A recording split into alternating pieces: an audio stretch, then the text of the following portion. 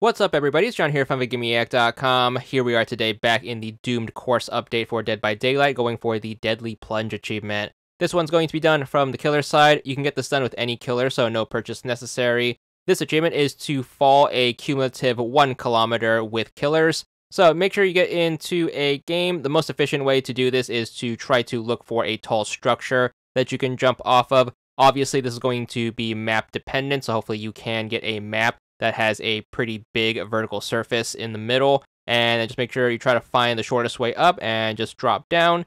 It's going to be more efficient to find a spot that's easier to climb up to rather than a spot that's going to be super high up. So make sure you try to find a spot where you can drop down really close to a spot where you can get back up easily, and you just want to make sure you keep dropping until you get the collective 1 kilometer.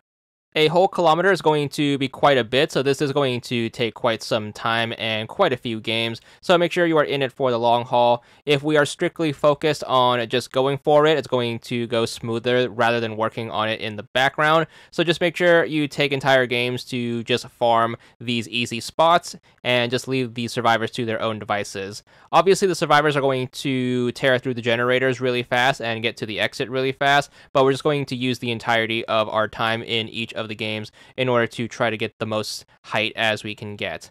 Thankfully, this is going to carry across multiple games because 1 kilometer in one game is going to be quite absurd. How quickly you can grind this out is going to be dependent on how lucky you are getting maps that have really farmable spots. So just make sure you try to hold out and then try to get better maps, and then eventually you should be able to grind it out. So here we are, a bunch of games later, about to wrap things up. And then once we get our 1 kilometer in, we should be good for our achievement. 20 gamer score for this one, and that's all there is to it.